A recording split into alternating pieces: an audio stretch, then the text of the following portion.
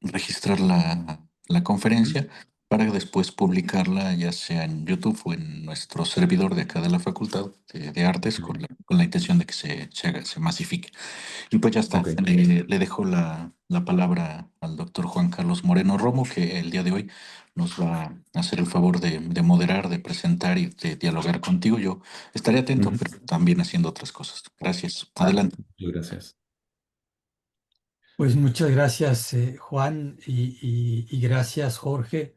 A mí me gustan las presentaciones más personales, menos formales, para que entremos Ujú. pronto en materia, ¿no? Es decir, de Sí, sí. Jorge González, que tuve la suerte de tenerlo como alumno hace unos cuantos años en la licenciatura en filosofía, que era uno de los alumnos más brillantes de su generación y que me da gusto verlo ya doctor y ejerciendo profesionalmente en la Universidad Autónoma de San Luis Potosí, y que hoy nos va a hablar en la inercia de su tesis de doctorado sobre el misterio del silencio, entiendo que en Santo Ujú. Tomás. Así es que, Jorge, te escuchamos.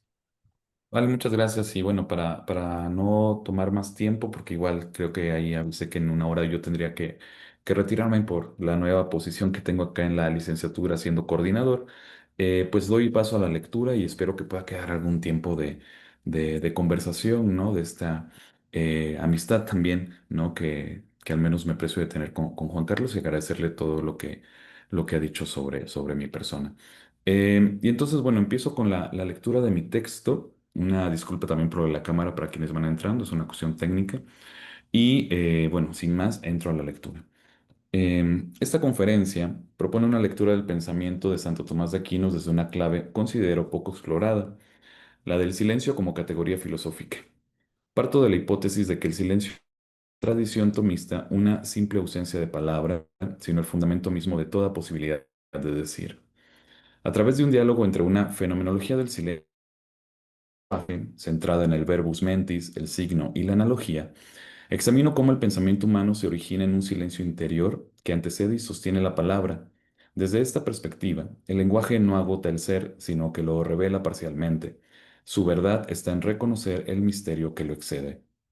El recorrido avanza desde la concepción tomista del lenguaje y de la persona hasta la teología del límite y culmina en la hermenéutica contemporánea de Jean Ladrier. Allí, el silencio reaparece como excedencia del sentido, condición trascendental del lenguaje mismo. En síntesis, mi conferencia mostrará o intentará demostrar que tanto en Tomás como en la filosofía contemporánea, el silencio no es el fin del logos, sino su horizonte de profundidad, el lugar donde la palabra reconoce su origen y su medida en el misterio del ser. En suma, esta reflexión se inscribe en el umbral donde la filosofía roza la teología. No busca definir lo divino, sino comprender el modo en que el pensamiento, al reconocer su límite, se abre al misterio. En ese sentido, mis intereses de investigación pertenecen a una filosofía del silencio que se deja orientar por la teología, más que a una teología del silencio propiamente dicha. El interés por ahora no es dogmático, sino ontológico, es decir, mostrar que el silencio constituye el punto de contacto entre la razón que piensa y la fe que escucha. Un último señalamiento previo. Los primeros cristianos que se internaron en el desierto de Egipto, los llamados padres del desierto, descubrieron que el silencio no era ausencia de palabras, sino un modo de presencia radical. En el vacío del desierto, el hombre se enfrenta a la desnudez del ser, sin mediaciones, sin discursos, sin distracciones. El silencio allí no es refugio, sino exposición, el lugar donde el alma aprende a escuchar lo que no puede ser dicho. Esta experiencia arcaica, que nace de la soledad y del despojo, no pertenece solo al ámbito ascético o religioso. Contiene en germen una intuición filosófica profunda. En el silencio del desierto se anticipa la pregunta por el fundamento del lenguaje, por el modo en que el ser se da antes de toda palabra. En ese horizonte también me propongo seguir esa intuición desde su forma espiritual hasta su forma metafísica. Del silencio de los padres al silencio del intelecto en Santo Tomás y de ahí al silencio del sentido en la hermenéutica contemporánea. Primera parte, el silencio como problema del pensamiento. Pensar el silencio dentro del horizonte de la filosofía implica situarlo no como mera ausencia de palabra o interrupción de la comunicación, sino como un fenómeno originario del sentido. En mi tesis doctoral, Fenomenología del Silencio, que bien podríamos nombrar ahora a 2 años de su defensa como preliminares para una fenomenología del silencio, el silencio aparece como una estructura equiprimordial al lenguaje, una forma del aparecer en la que el sentido no se clausura, sino que se retira para poder darse. Este desplazamiento es fundamental. El silencio no es la negación del decir, sino su posibilidad. Si el lenguaje constituye la dimensión expresiva del ser, el silencio representa el espacio ontológico en el que el ser puede resonar antes de ser dicho. Desde esta perspectiva fenomenológica, el silencio no se identifica con el vacío, sino con una presencia discreta, aquello que hace posible que la palabra emerja con sentido. Como señala Bernard Dauenauer, el silencio no es la negación de la comunicación, sino la condición de su aparición. Toda palabra se apoya sobre una zona silenciosa que la sostiene. Esta idea prepara el terreno para un diálogo con Santo Tomás en quien la palabra, entendida como verbum mentis, es el fruto del reposo interior del intelecto. En ambos casos, el silencio antecede al lenguaje. En la fenomenología, como fondo estructural del aparecer. En Tomás, como reposo contemplativo del pensamiento. Así, la pregunta que guía esta ponencia puede formularse del siguiente modo. ¿Es posible hablar de un silencio fundante en el pensamiento tomista, centrado como está en el verbo, el signo y la claridad conceptual? El lugar del silencio en la tradición tomista. En Santo Tomás, el lenguaje no se piensa desde la oposición con el silencio, sino desde la relación entre la palabra y el misterio. La palabra humana participa de la palabra divina, y en esa participación se introduce una distancia. El hombre puede hablar de Dios, pero nunca de manera exhaustiva. Esta tensión entre el decir y el callar configura lo que podríamos llamar el umbral teológico del lenguaje. El verbum mentis es signo interior del pensamiento, pero su objeto último, cuando se dirige hacia Dios o hacia el ser en cuanto tal, rebasa toda determinación conceptual. En este punto se revela la función silenciosa del lenguaje. El signo manifiesta algo que no puede poseer. Allí donde el signo cumple su tarea, hacer presente algo ausente, el silencio se hace presente como el fondo de ese movimiento. En Suma contra Gentiles, Tomás afirma que nosotros no podemos captar de Dios lo que Él es, sino solamente lo que no es, y cómo los otros seres se sitúan con relación a Él. Fin de cita. Esta mediación implica una estructura de remisión. Todo lenguaje sobre el ser y sobre Dios es derivado, analógico, indirecto. Por eso, el conocimiento culmina no en una afirmación cerrada, sino en la confesión de insuficiencia.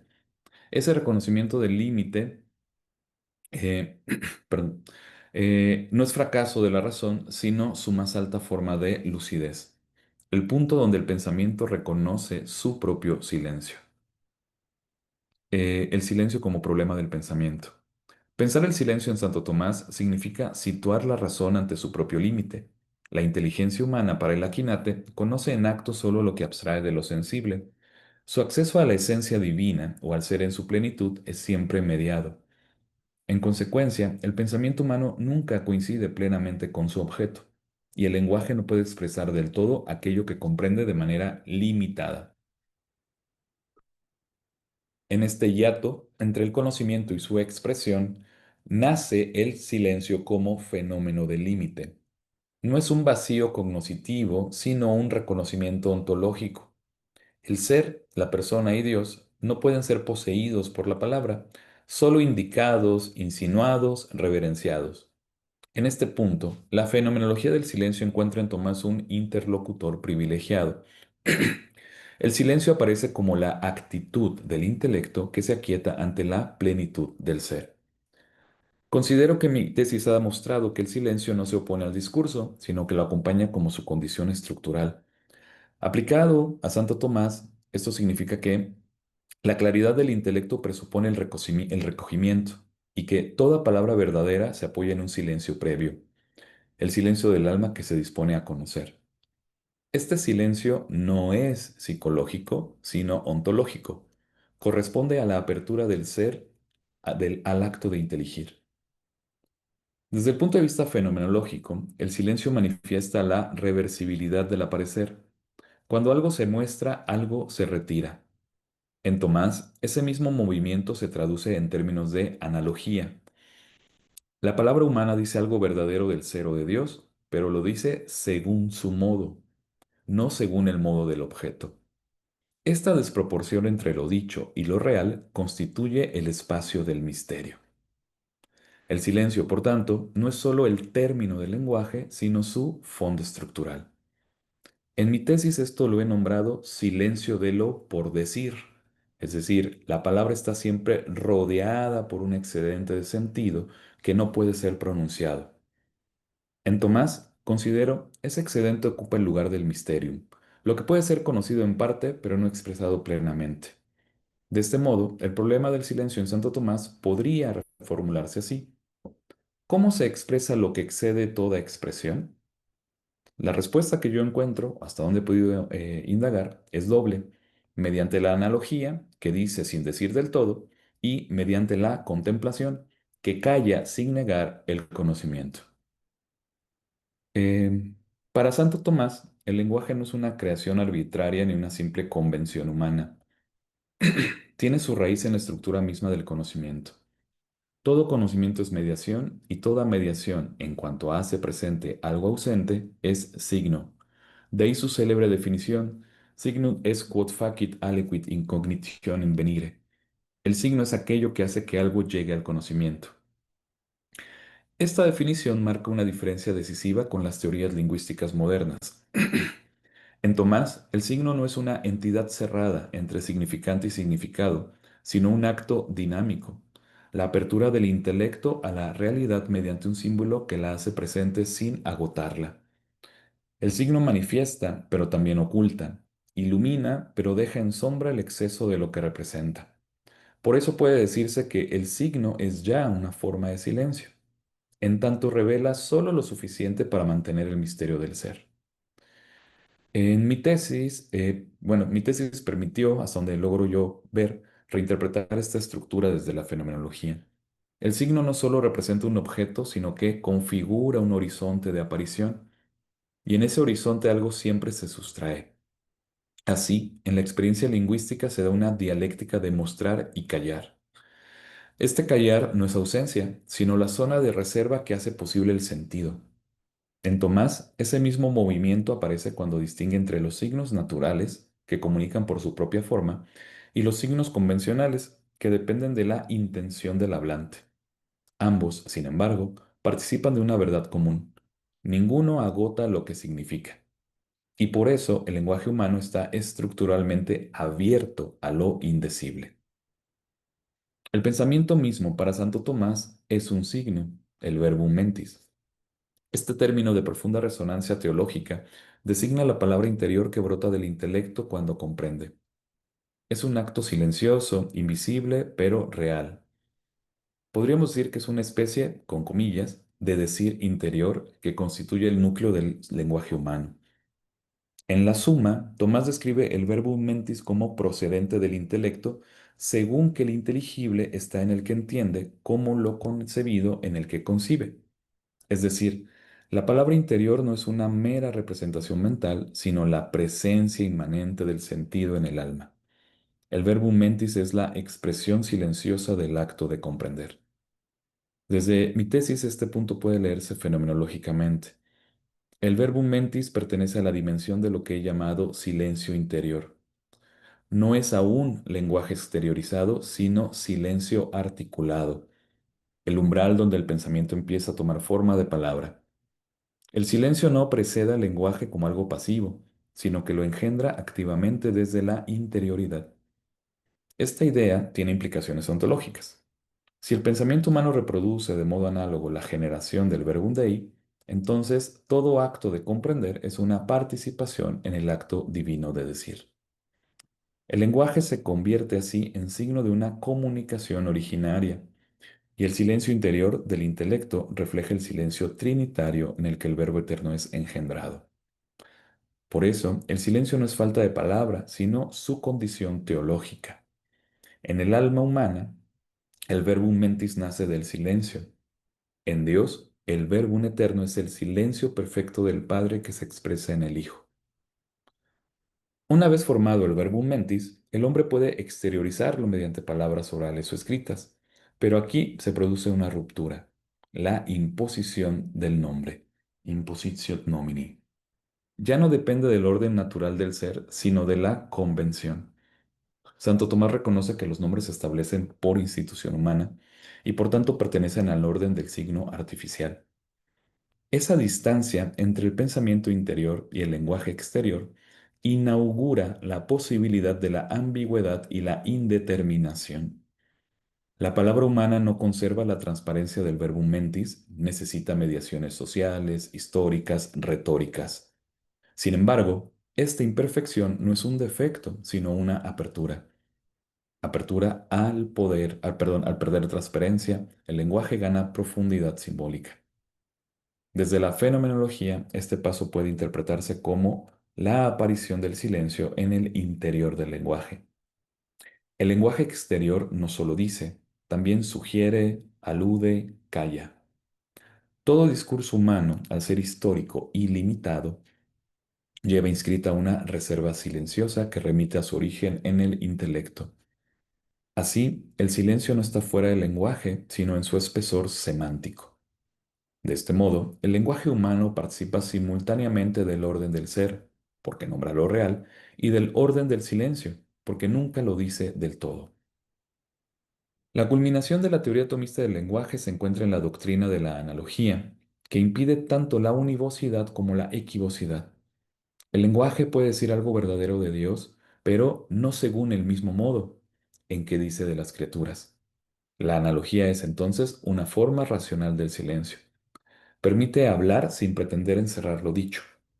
Fenomenológicamente podríamos decir que la analogía mantiene abierta la distancia entre lo dicho y lo que se manifiesta, una distancia que es condición del misterio. El lenguaje no niega el silencio, lo preserva. Así como el fenómeno se da retirándose, el ser divino se manifiesta solo en la medida en que permanece oculto. El carácter analógico del lenguaje implica que toda afirmación teológica contiene una dimensión implícita de silencio. Cuando decimos Dios es bueno, comprendemos que su bondad no es idéntica a la humana. Ese reconocimiento silencioso, ese no como nosotros, es el acto por el cual la razón se somete al misterio.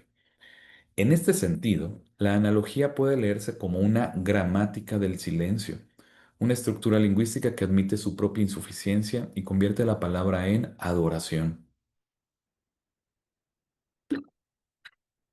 De lo anterior se sigue que el lenguaje para Santo Tomás no es una realidad cerrada ni autosuficiente. Está habitado desde su origen por el silencio que lo hace posible. Uno, en el nivel cognoscitivo, el verbum mentis nace del silencio contemplativo del intelecto. 2. En el nivel semántico, el signo remite siempre a una realidad que excede su capacidad de representación. 3. En el nivel teológico, la analogía preserva el misterio mediante el reconocimiento implícito del silencio. Desde mi tesis doctoral, esta estructura también puede describirse con un movimiento tripartita, a saber, primero, silencio originario, que es la condición de aparición del sentido. 2. Lenguaje expresivo, que es la mediación simbólica del sentido. 3. Silencio conclusivo, que es el reconocimiento del exceso del sentido. El pensamiento tomista, si lo leemos desde esta clave, con mi fenomenología, no es una metafísica de la claridad absoluta, sino una metafísica del límite, una palabra que sabe callar. En ella, el silencio no destruye el lenguaje, sino que lo plenifica. Y el misterio no interrumpe la razón, sino que la abre a su profundidad. Si el lenguaje en Santo Tomás está estructuralmente abierto al misterio, es porque el ser mismo no se clausura en su manifestación, sino que se comunica siempre parcialmente. Y esta estructura de comunicación limitada, o mejor, de revelación velada, alcanza su expresión más alta en la noción de persona. La persona para Tomás no es simplemente un individuo dentro de una especie, es el ser en su modo más perfecto, id quod est perfectissimum in tota natura. En ella, el ser alcanza la conciencia reflexiva de sí y, al hacerlo, se repliega sobre su propio silencio.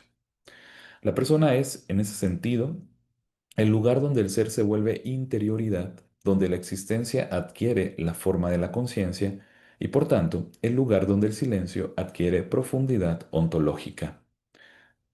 El concepto clásico de persona, heredado de Boecio, como substancia individua rationalis nature, se amplía, en Tomás mediante una tensión que será decisiva para nuestra lectura.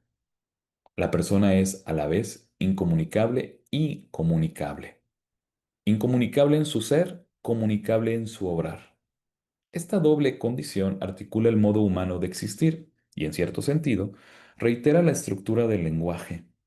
La persona es interioridad que se expresa, silencio que se abre a la palabra.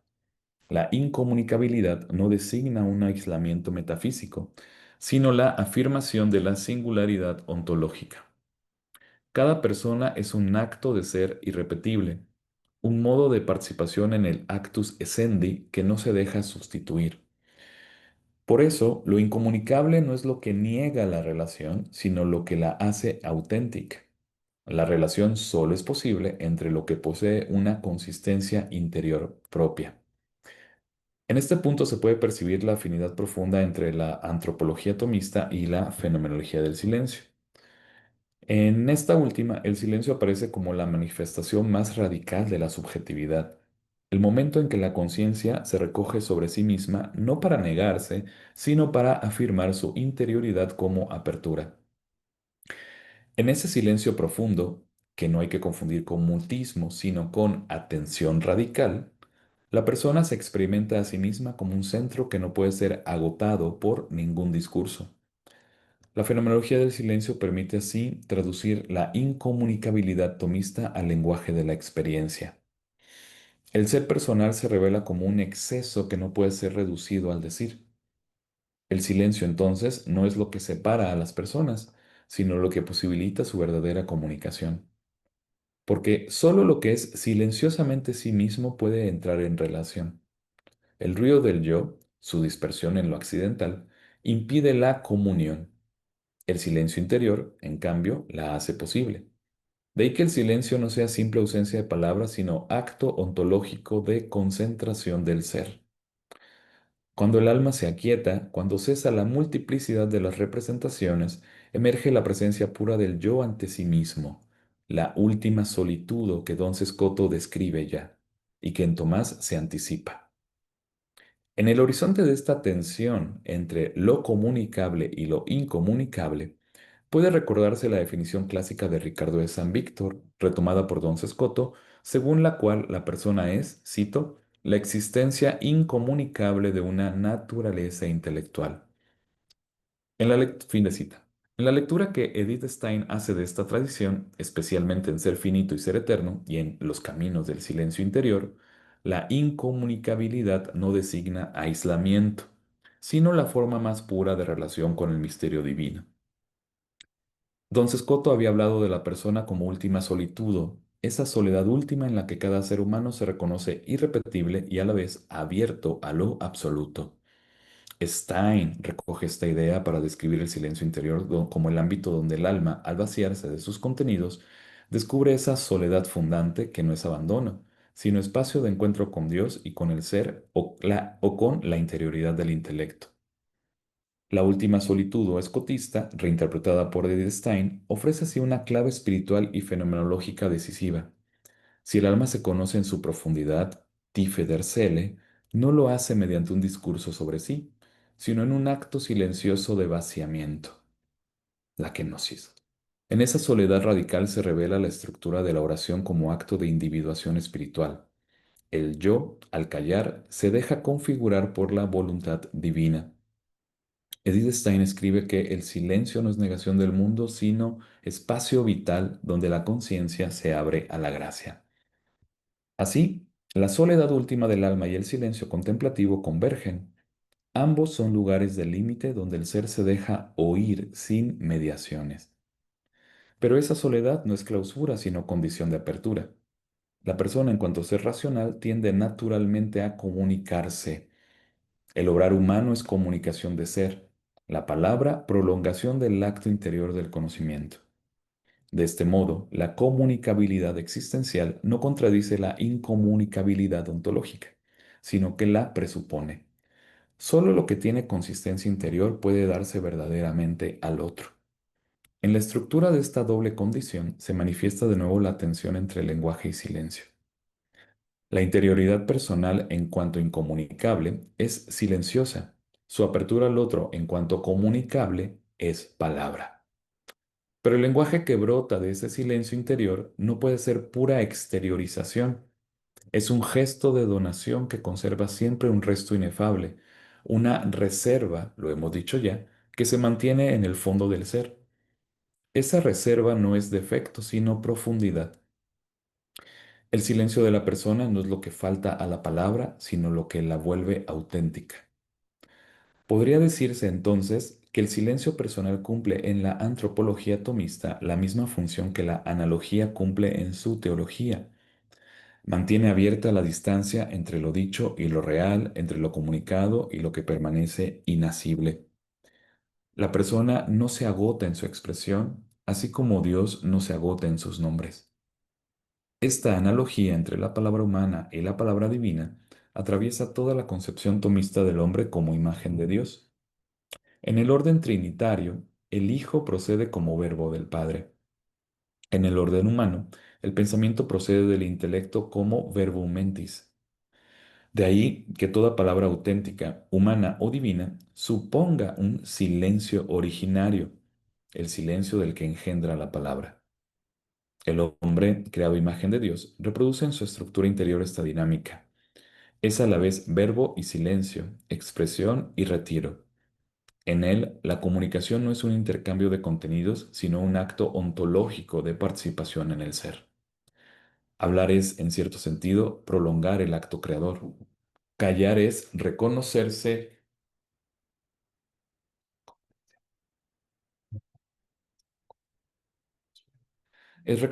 como criatura, por eso el silencio de la persona no es un silencio de pasividad, sino de adoración. Eh, el momento en que el ser finito reconoce el exceso del ser finito que lo sostiene. Deme un segundo nada más, 2 minutos, 2 segundos.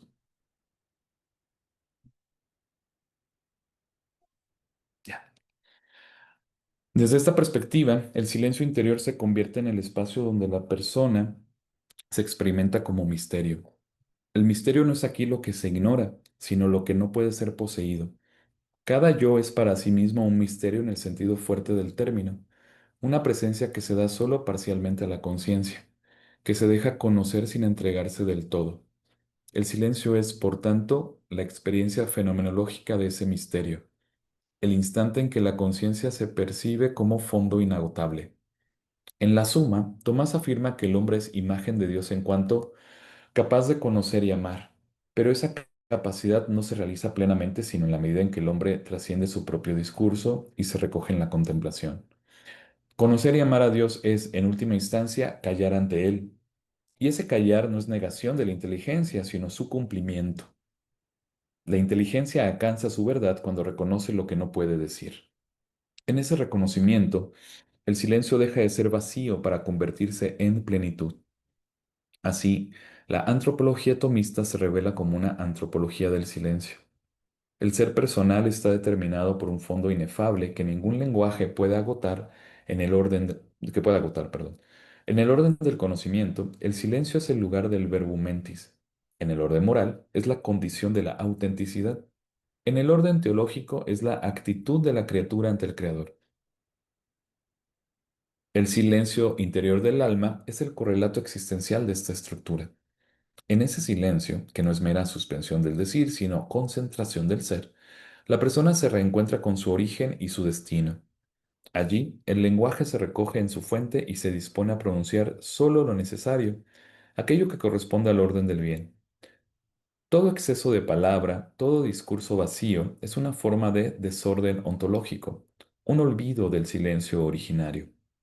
Desde esta visión, la indeterminación del lenguaje humano no es un defecto, sino una marca de su filiación divina. El hombre habla como imagen de un Dios que se dice y se calla, que se revela y se oculta. Su palabra es verdadera en la medida en que guarda fidelidad al misterio. Cuando el lenguaje pretende abolir el silencio, cae en la idolatría de la transparencia, la pretensión de un conocimiento total, sin resto, sin sombra. Pero la verdad del ser se da siempre en penumbra, y esa penumbra es el silencio. Por ello, el silencio personal es también un acto ético. Callar no es omitir, sino respetar la densidad ontológica del otro. El silencio es reconocimiento de la alteridad. Así como el intelecto se aquieta ante el ser que lo excede, la persona se aquieta ante el otro que nunca puede ser reducido a objeto. Hablar bien es hablar desde el silencio, desde la conciencia de que lo dicho no agota lo real. Este silencio ético, que es también religioso, constituye la base de toda comunicación. Una palabra que no nace del silencio es ruido. Un silencio que no está dispuesto a la palabra es mutismo. La plenitud humana consiste en habitar en esa tensión. En última instancia, el silencio de la persona es el signo de su participación en el misterio trinitario. En Dios, el silencio del Padre no es negación de palabra, sino su fuente. En el hombre, el silencio interior no es negación de comunicación, sino su posibilidad. En ambos casos, el silencio es el ámbito donde el ser se revela en su profundidad. Así, el itinerario del pensamiento tomista, leído desde la fenomenología del silencio, conduce a una afirmación decisiva. El hombre no se define por su palabra, sino por el silencio del que brota su palabra. Ser persona es ser capaz de callar.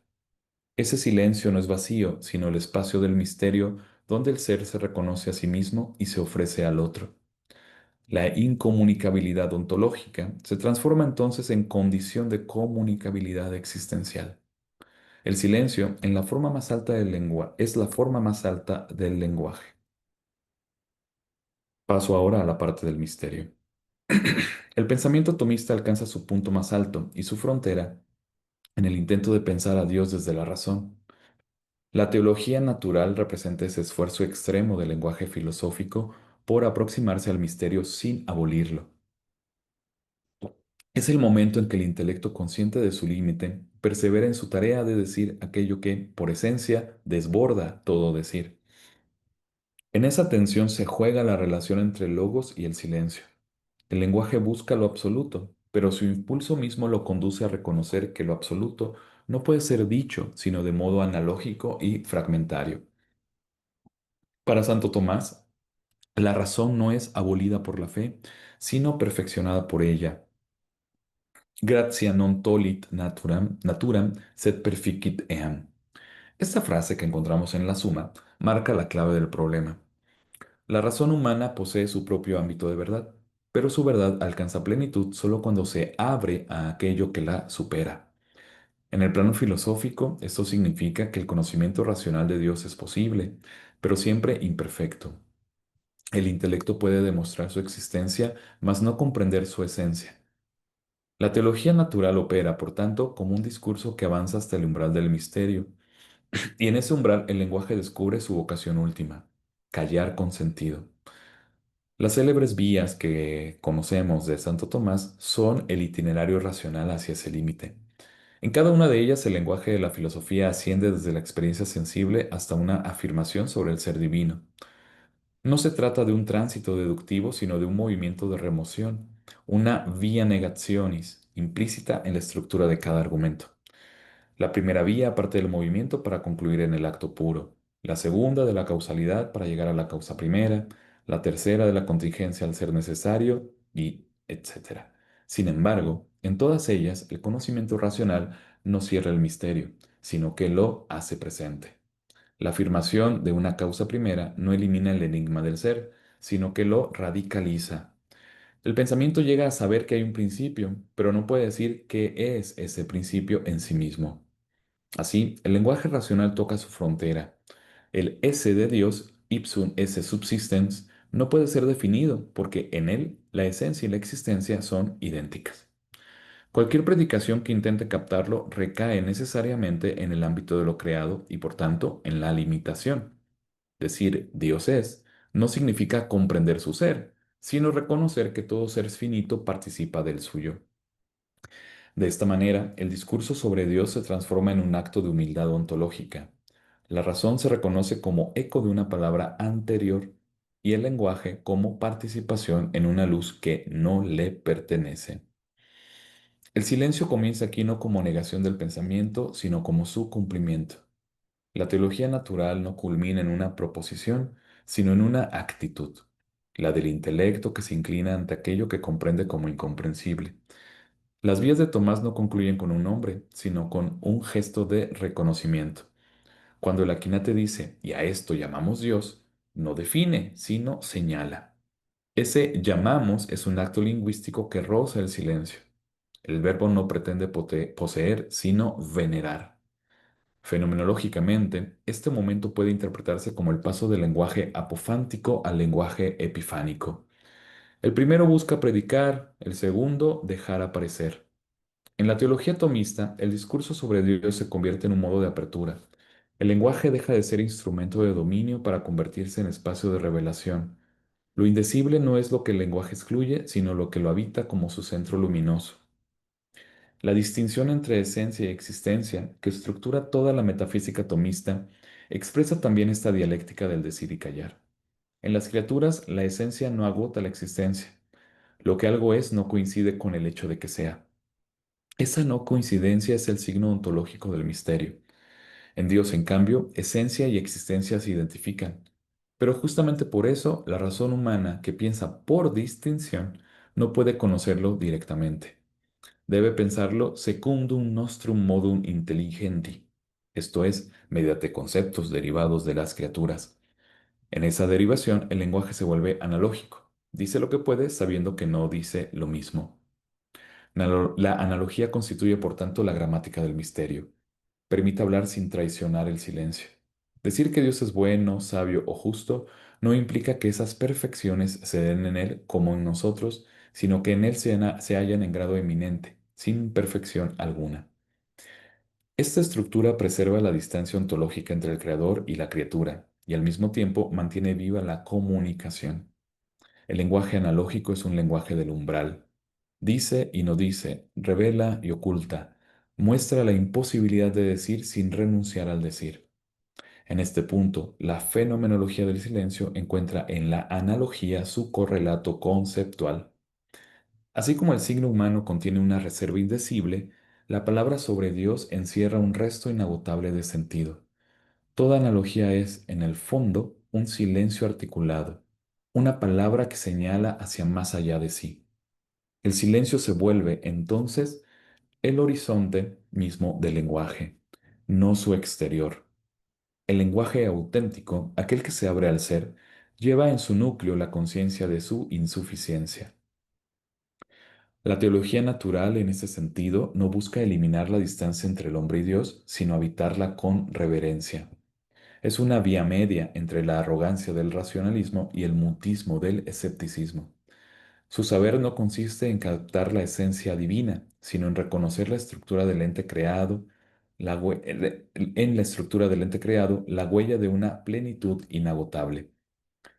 El mundo entero se vuelve así un lenguaje analógico, un texto de signos que remite a una presencia ausente. En cada ente, el acto de ser es un vestigio del ser primero. En cada palabra humana, un eco del verbo eterno. Desde esta perspectiva, el silencio no se opone a la teología, sino que la constituye. El teólogo, como el filósofo, no calla porque ignore, sino porque ha comprendido que el saber culmina en adoración. En el límite del discurso, el intelecto se convierte en escucha, y ese escuchar no es pasivo, es el modo más alto de pensamiento. Cuando Santo Tomás afirma que de Dios sabemos que es, pero no qué es, introduce una ontología del límite que es también una fenomenología del silencio. El conocimiento no cesa, sino que se transforma. Deja de ser posesión de un objeto para ser participación en un misterio. El lenguaje deja de ser representación para convertirse en símbolo. La palabra en signo del silencio.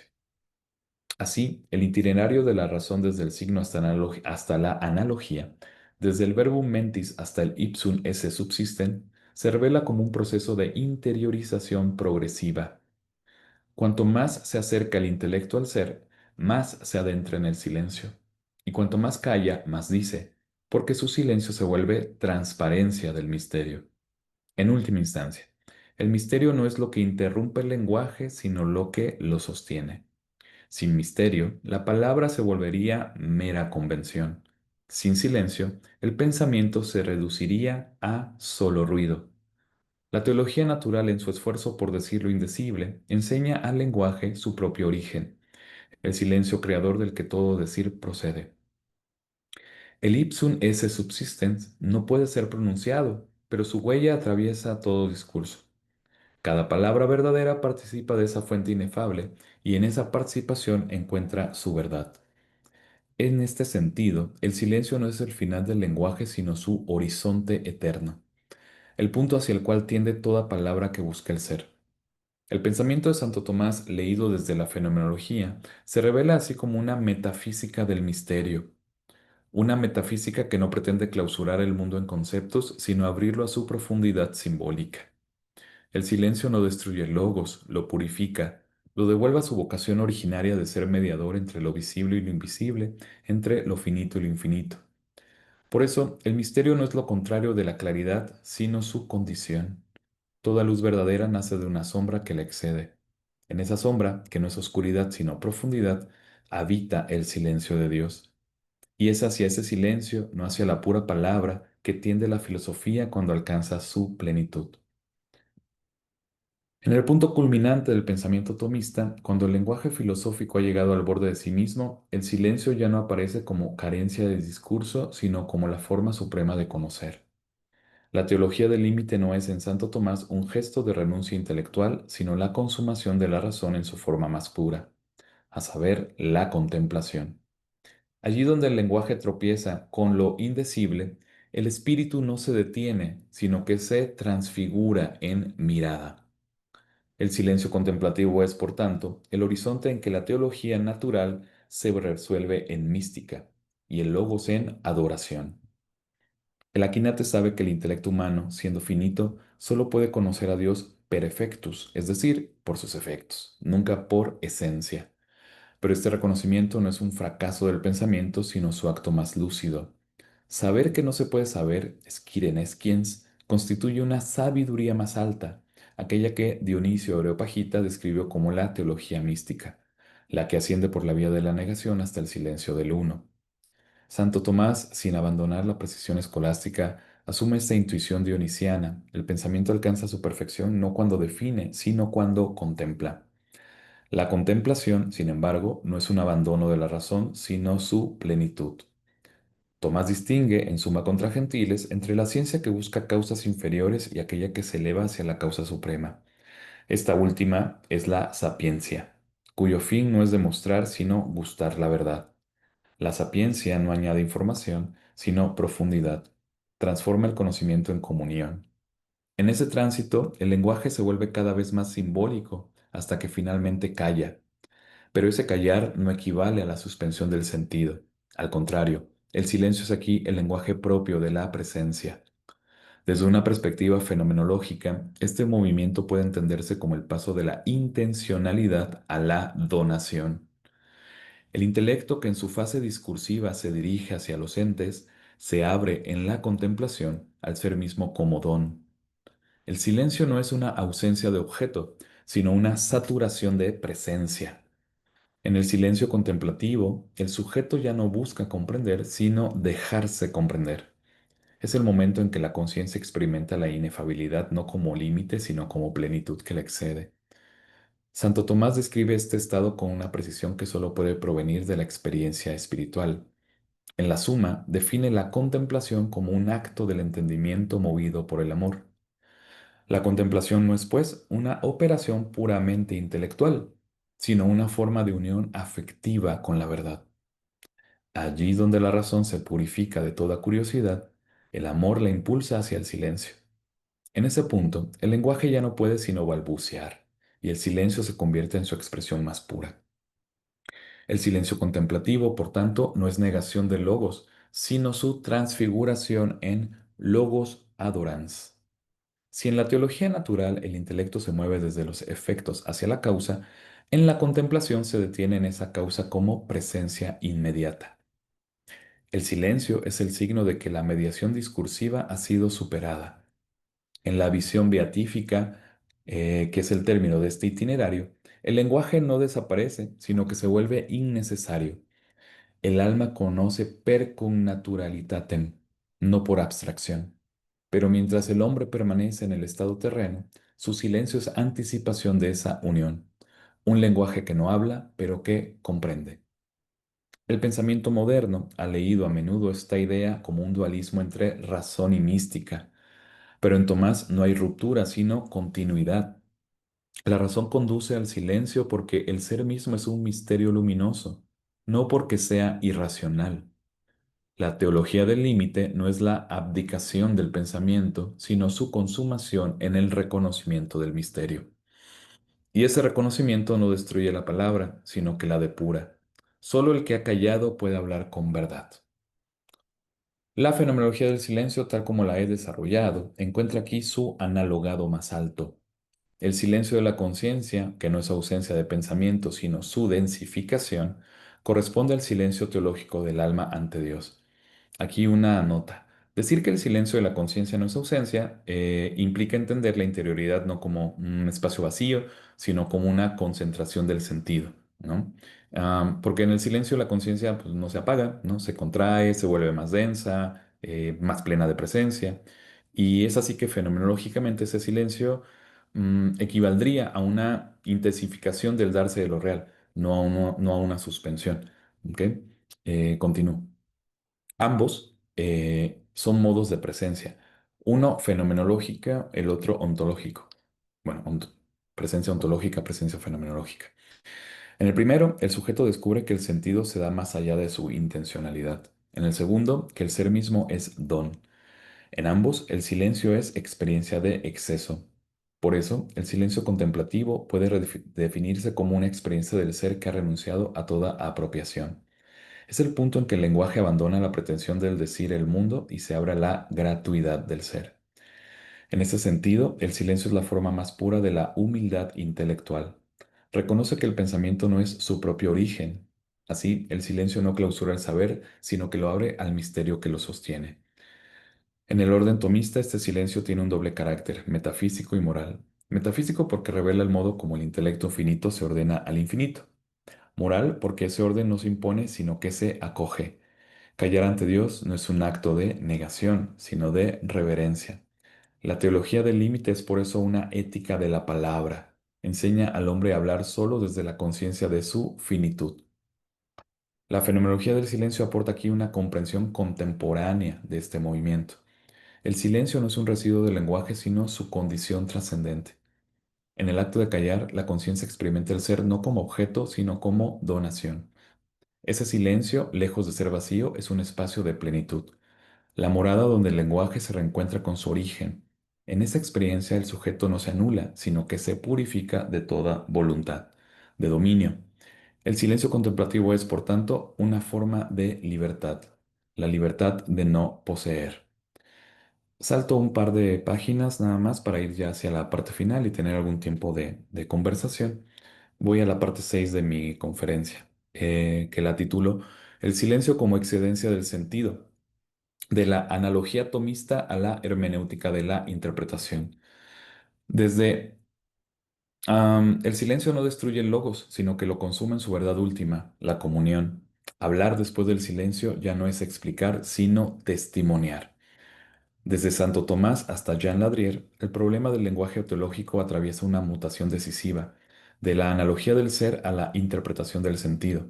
En ambos casos se trata de pensar el límite del lenguaje frente a lo absoluto, pero mientras en el Aquinate ese límite se concibe desde la estructura ontológica del ser, en Ladrier se traslada al ámbito del sentido y la significación. Esta traslación no es una simple secularización, sino una profundización. El silencio que en Tomás cerraba el ascenso del intelecto hacia el misterio, en Ladrier deviene condición estructural del discurso mismo. La teología natural tomista, como se expone en la Suma, sostiene que todo conocimiento de Dios es indirecto y analógico.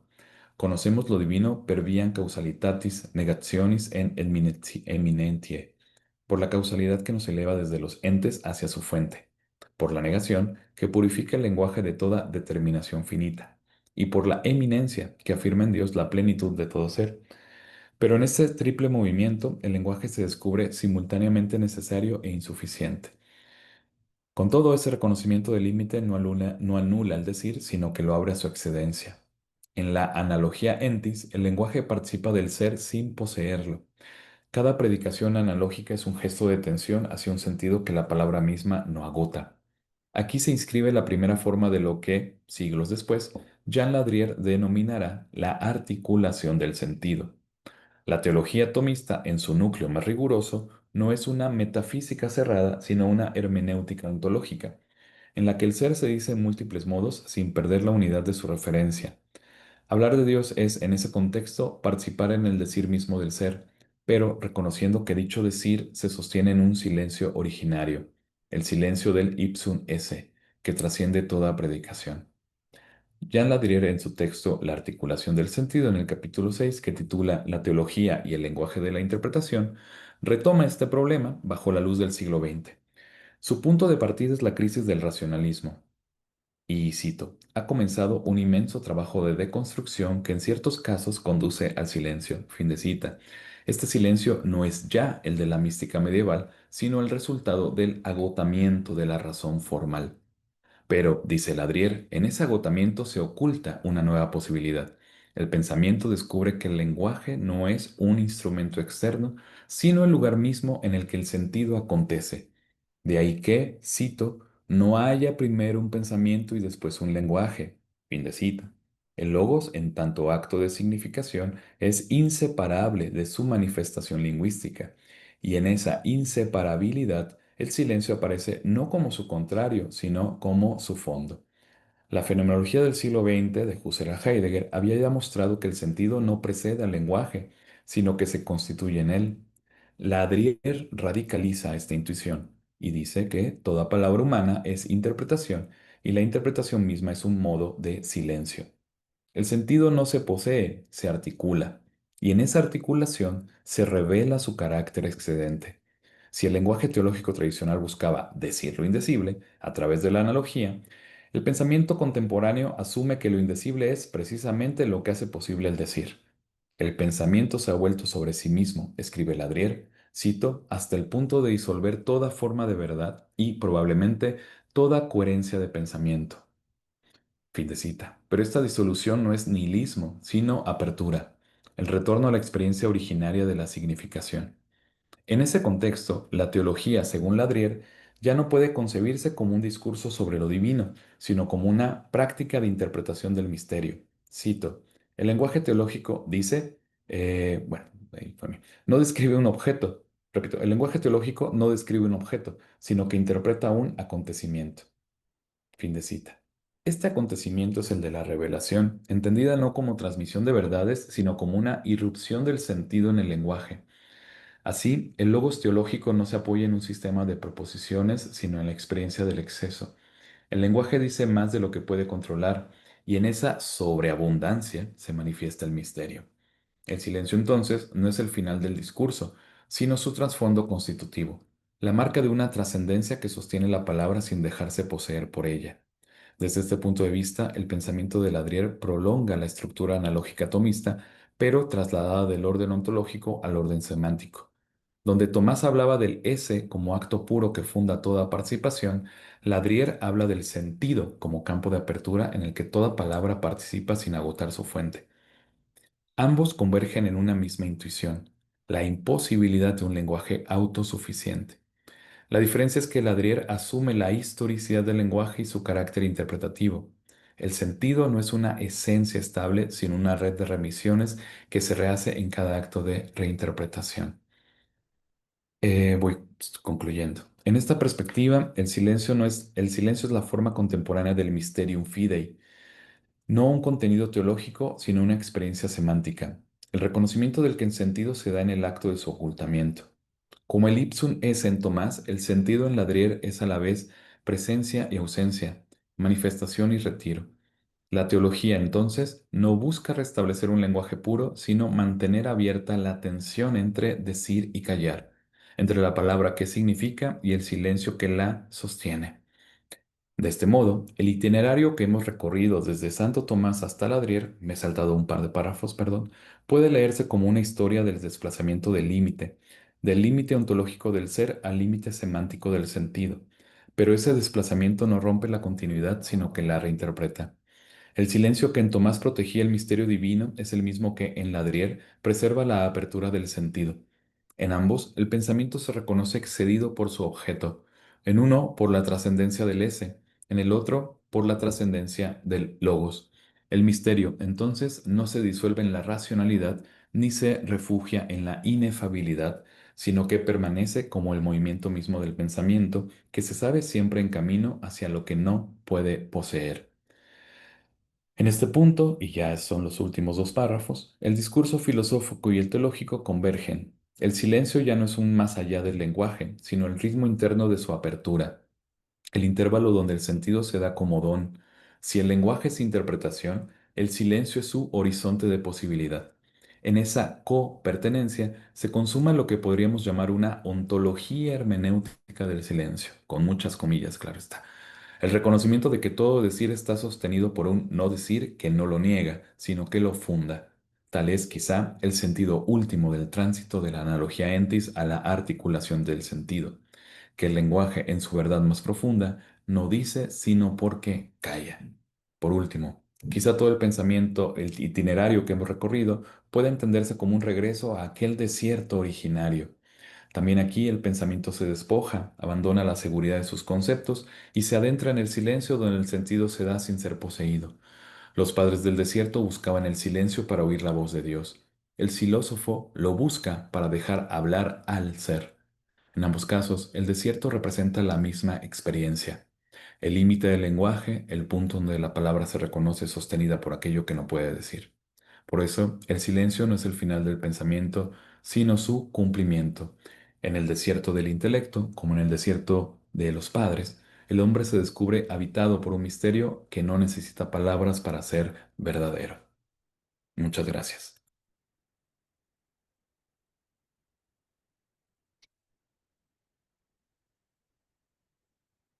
Pues un poco de ruido con, con las palmas, Jorge, para pues agradecerte esta estupenda conferencia que acabas de darnos y que ciertamente invita a guardar silencio, ¿no? Un silencio que entonces yo estoy en una relación incómoda al Ujú. tener que romperlo para dar puente, ¿verdad? Por la presión de estas pantallas y de estos medios que Sí, tanto sí, pavor le tienen al silencio, pero que eh, sí, sin, eh, sin quererme hacer el ingenioso, pues sí, la verdad es que se impondría mm, hacer silencio porque nos has dado un trabajo muy nutritivo, con mucho sentido, ¿no? Yo estoy sorprendido, gratamente sorprendido, porque tiene mucho sentido eso que nos has dicho, ¿no? ujú, A la vez que me resulta extraño, no es así como yo leo a Santo Tomás, que a su vez es para mí un pensador que me resulta muy extraño, ujú. ¿verdad? Sí, Especialmente en este asunto de las vías, eh, claro, ¿verdad? Cuando él comienza distanciándose de San Anselmo, yo digo, ¿a dónde vas? claro, ¿Verdad? claro. O sea, yo estoy mucho más con San Anselmo que con las vías de Santo Tomás. Y precisamente porque allí veo demasiado a ese Aristóteles que justamente le tiene miedo al infinito, ¿no? O sea, Ujú, no podemos ir buscando la causa de la causa de la causa. Hay que detener eso, hay que pararlo, ujú. porque si no nos vamos al infinito y eso no Sí, puede sí. ser, ¿no? Bueno, Ujú, a lo mejor sí puede ser, ¿no? claro. Sobre todo el infinito horizontal, porque no está claro Ujú, que temporalmente hablando el tiempo haya comenzado, por ejemplo. ¿Verdad? ujú. Y por allí ese miedo aristotélico al infinito se revienta en una posible apertura precisamente a un misterio que sería el misterio de un tiempo que Descartes ni al tiempo ni al espacio se atrevería a declararlo infinito, porque infinito solamente es Dios, Sí, sí. pero que de alguna manera es indefinido. O sea, es imposible pensar el inicio del tiempo, es imposible. Ujú, Bueno, ujú. eh, Sí, ¿cómo yo, ves? yo creo que hay que, bueno, nada más rápido, ¿no? Porque tengo 4 minutos, perdón, es la cuestión de la burocracia, sabemos, ¿no? Cómo son estas cosas acá. Eh, Justamente ahorita venían a pedirme firmar unos papeles y demás, pero dije, denme un minuto.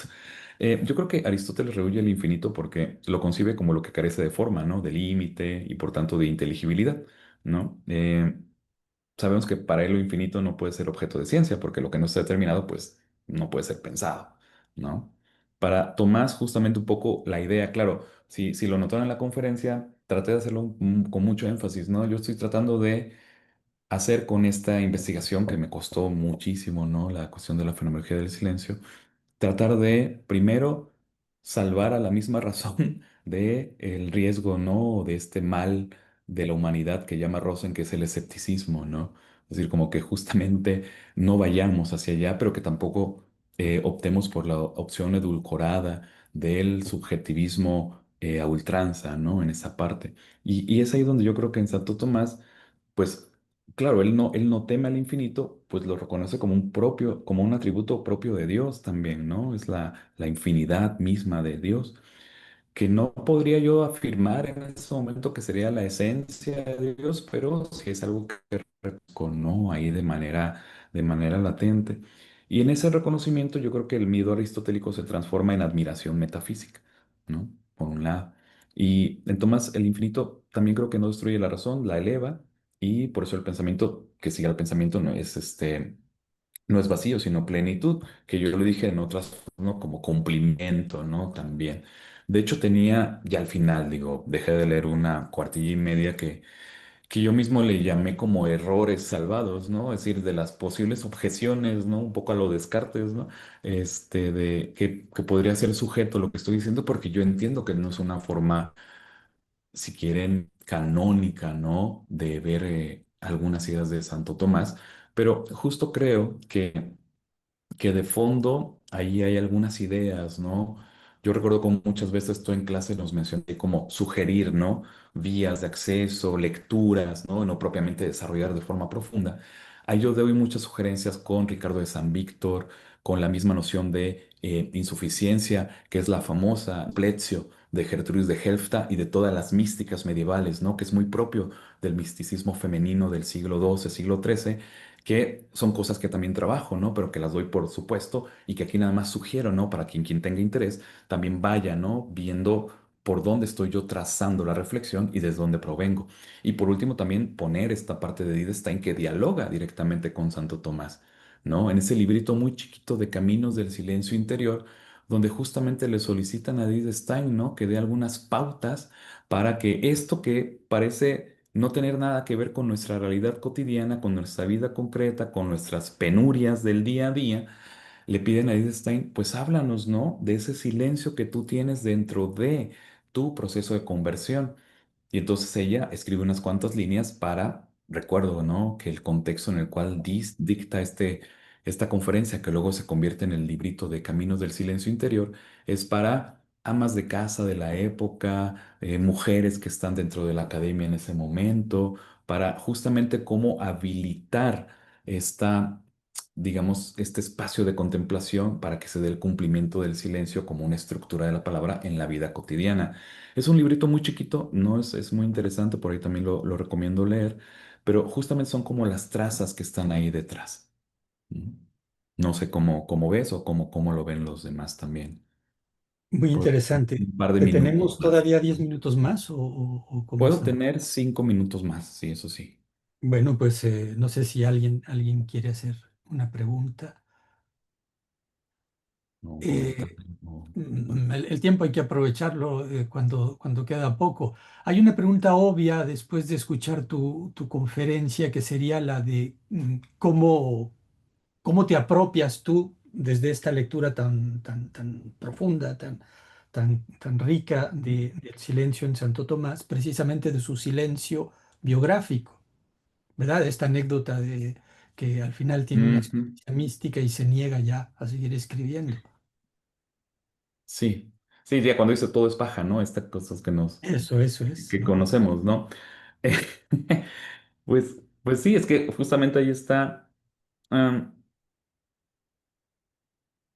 sé, yo no recuerdo si sí lo dije con la suficiente vehemencia dentro de la conferencia, porque yo no lo entendería en primera instancia como una renuncia, me parece que más bien es una culminación de su pensamiento, porque no es una interrupción de logos propiamente dicha, ¿no? Es la forma suprema. O sea, yo lo que estoy haciendo en la lectura de Santo Tomás es que justamente en esta noción del acabamiento, del cumplimiento, del silencio en la palabra, justamente entiendo yo que ahí es donde la conciencia se hace conciencia de que la verdad excede toda formulación, ¿no? Entonces, por ese sentido, no es un callar por que ya no tengo nada que decir, sino porque justamente el hacer este silencio es el cumplimiento de, ¿no? Lo que el logos nos llevaría. Y justo, digo, yo creo que, que no sé si va a ser una novedad para todos ustedes acá, creo que lo he platicado contigo.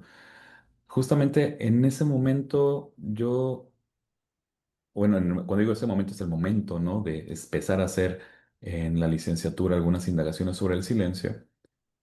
Unos 3, 4 años después de eso solicité ingreso en la Cartuja, ¿no?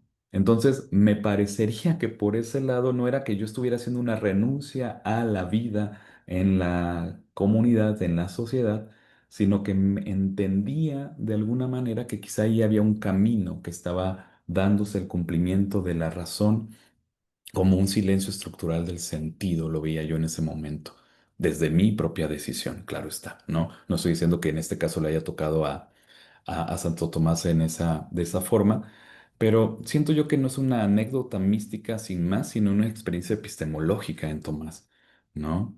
Creo que cuando alcanza este extremo del decir, reconoce que es un acto, que reconoce que el acto, creo, de conocer es ahí donde empieza lo que yo medio sugerí, que ya sea al final de la conferencia, comienza esto que yo entiendo como un logos adorans, ¿no?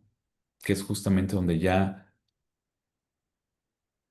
la decisión radical, por eso es una cuestión ética, es estar o no estar en el mundo, según una forma de entenderlo, habilitar o no habilitar mi forma de decir el mundo o de estar diciéndolo en el mundo, como por ejemplo lo que pasa con von Hofmannsthal, ¿no? En la carta al Lord de Candos, cuando él justamente reconoce que ya la poesía, siendo él el gran poeta que era, no le permitía mantener ese estatuto del decir poético, ¿no? Cuando von Hofmannsthal hace esta carta a Lord de Candos, que evidentemente se inventa el personaje para decir de sí mismo, ya no puedo decir lo que la poesía decía, la palabra ya no permite esta transmisión, que en este caso sería el ipsuese, ¿no? Del que yo estoy leyendo acá en Santo Tomás.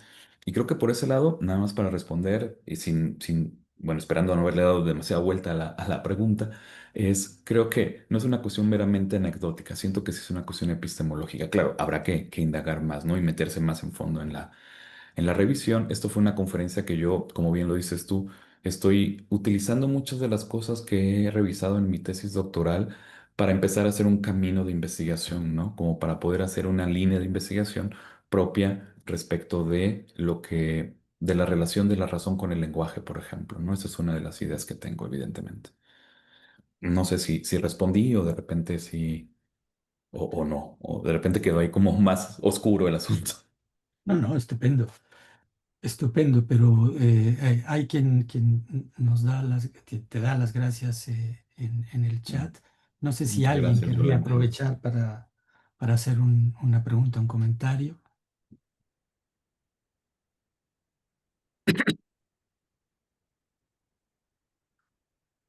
Sí, cualquier cosa incluso Hola, también doctor. puedo. Ay, perdón. Sí, tengo dos Adelante, minutos. adelante. Quien Tengo está. 2 minutos solamente, pero bien. Perdón, es que quería saber si nos podría compartir un como correo o algo. Lo que pasa es que, bueno, aquí no, tenemos unas inquietudes, los que nos encontramos aquí escuchando la conferencia y Ujú. sabemos que el doctor Jorge tiene ya como prisa y Ujú, ujú. para comunicarnos no sé, para tener como un diálogo más directo. Ok, les comparto mi correo aquí en el chat. A ver si puedo. A ver, déjenme ver. Sí. A ver, les pongo ahí mi correo. Y mientras tanto, Carlos, si pudieras darle el micrófono a Jorge Anaya, que quería participar. Creo que ahí está ya mi correo. La J es minúscula, ¿eh? Pero apareció con mayúscula ahí en el chat. Sí, a ustedes. Sí, tengo un minuto exactamente. Jorge Anaya, si quisieras escribir tu pregunta, si no te abren el micrófono, porque un minuto es muy poco tiempo y se nos puede ir ya tienes posibilidad de abrir tu micrófono. Ya, Adelante. sí, buenas tardes a todos. No solamente felicitar el trabajo, que se me hace muy interesante, porque pues propone una fenomenología que se inicia en el silencio, ¿no? Que es apertura hacia de lo finito hacia lo infinito, ¿no? Ujú, Diferente a otras formas en que la fenomenología privilegia los sentidos externos más que los internos. Y pues ha sido un repaso bastante interesante para el descubrimiento de sí mismo y del otro, ¿no? Del otro ujú, en cuanto a Dios y también el tema de toda la espiritualidad que está conformada a través de todo el trabajo que hiciste. A mí me queda solamente una pregunta, y con respecto ujú, al autor que elegiste para, como pretexto para retomar a Santo Tomás de Aquino, que se me hace muy interesante y al cual yo no conocía.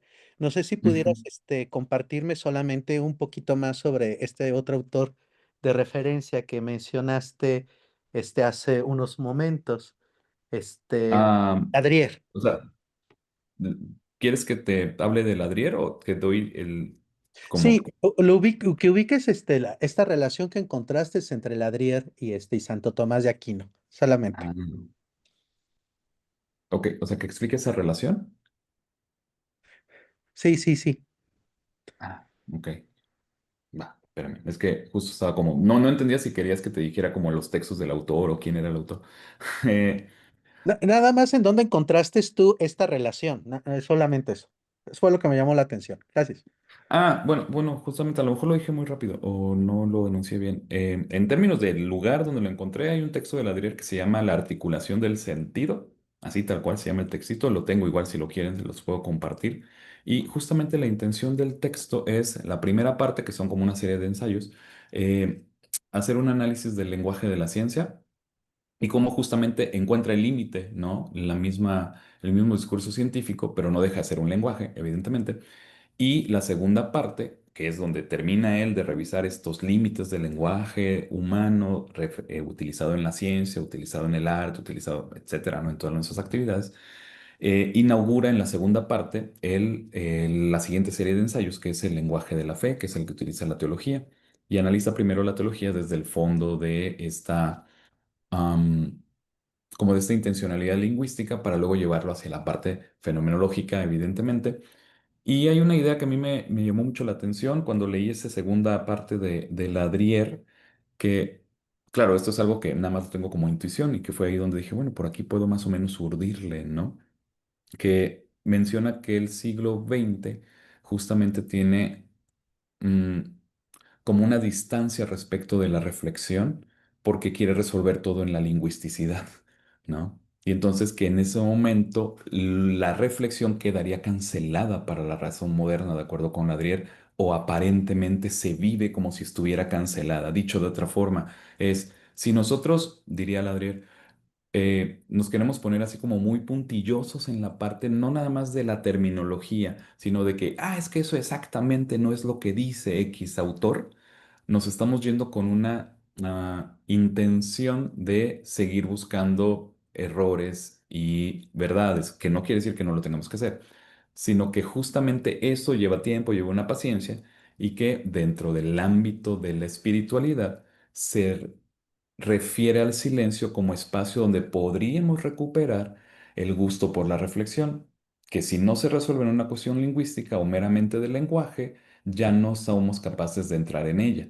Y entonces ahí cuando yo leí esta parte dije, bueno, Ladrier es alguien que utilicé para mi tesis, Pero justamente en la tesis lo que yo dejo de manera muy clara es que todo el ámbito de la reflexión teológica es algo reconocido, respecto al silencio, claro está, es algo reconocido por todos los autores que pude revisar para elaborar la tesis, de que ahí ellos ya no se meten, por decir así, ¿no? El único que vi que más o menos agarra el toro por los cuernos, pero tampoco lo hace del todo, es Ladrier, ¿no? En ese texto que se llama La articulación del sentido, que también lo tengo a disposición. Si alguien quisiera, se lo puedo compartir en PDF. Digo, lo tengo en físico, pero ya lo escaneé. Y no sé si por ahí, perdón si fue muy rápido, pero es que también ya estoy aquí con la prisa de ir a la reunión de No, acá de la coordinación. muchísimas gracias, fue muy aclarador. Muchas felicidades y es muy inspirador tu trabajo, gracias. Muchas gracias, tocayo.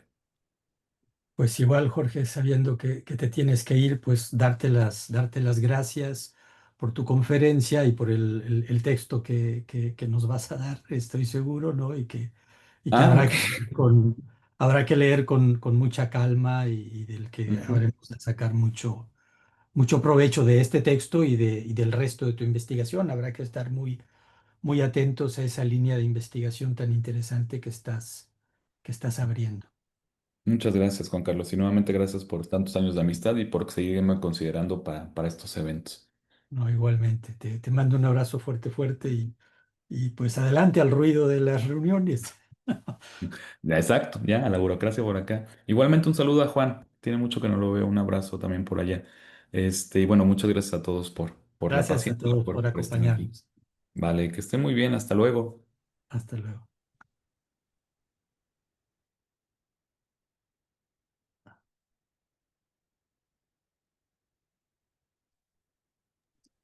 Sí, gracias, doctor, que por fin me pude estacionar. Ya se fue Jorge. Vamos a cerrar la sesión. Karen, ¿usted tiene el acceso o lo cierro yo? No, sí, ahorita cierro yo. Ah, ok. Bien. Que esté muy bien, estamos en comunicación. Gracias.